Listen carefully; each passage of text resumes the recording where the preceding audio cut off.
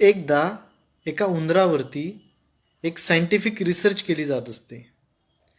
तर त्याच्यामध्ये ते काय करतात, एक पाण्याचं भांडं असतं, त्याच्यामध्ये त्या उंदराला टाकतात.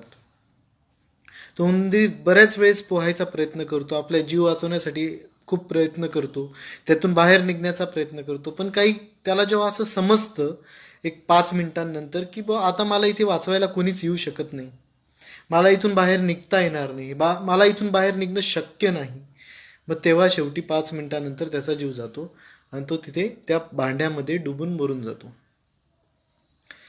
सेम ते दुसरा उंदीर त्याच भांड्यामध्ये टाकतात, तेवढंच पाणी असतं आणि तोही सेम त्या पहिल्या उंदरासारखाच तोही प्रयत्न करतो, तडफडतो, बाहेर निघण्यासाठी प्रयत्न करतो.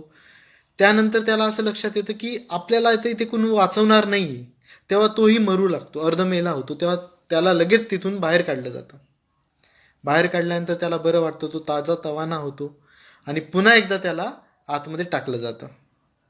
तर मित्रांनो, पहिल्या दोघं ज्या सिच्युएशन होत्या दोघं वेगवेगळ्या उंदरांच्या, तर तिथे टायमिंग सेम होता 5 मिनिटाचा.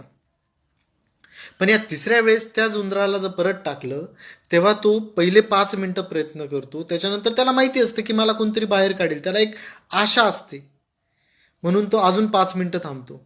म्हणजे 10 मिनिटं तो पूर्णपणे प्रयत्न करतो, त्याच्यानंतर 15 मिनिटं प्रयत्न करतो, बघता बघता अर्धा तास तो प्रयत्न करतो. तिथे जिथे त्याचं लिमिट होतं फक्त आणि फक्त 5 मिनिटं, तिथे तो अर्धा तास सर्व्हाइव्ह करतो.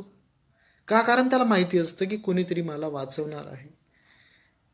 आणि त्या अर्धा तासानंतर जेव्हा तो पुन्हा मरू लागतो, अर्धमेला होतो, तेव्हा त्याला परत काढलं जातं. यानंतर अजून एक गोष्ट घडते, त्याला पुन्हा एकदा काही दुसऱ्या दिवशी पुन्हा एकदा त्याला त्या डबक्यात टाकलं जातं, त्या पाण्यामध्ये टाकलं जातं आणि त्यावेळेस त्याचा सर्वायवल करण्याचा जो टायमिंग असतो तो 45 मिनिटं असतो. असंच जीवनाचं असतं मित्रांनो.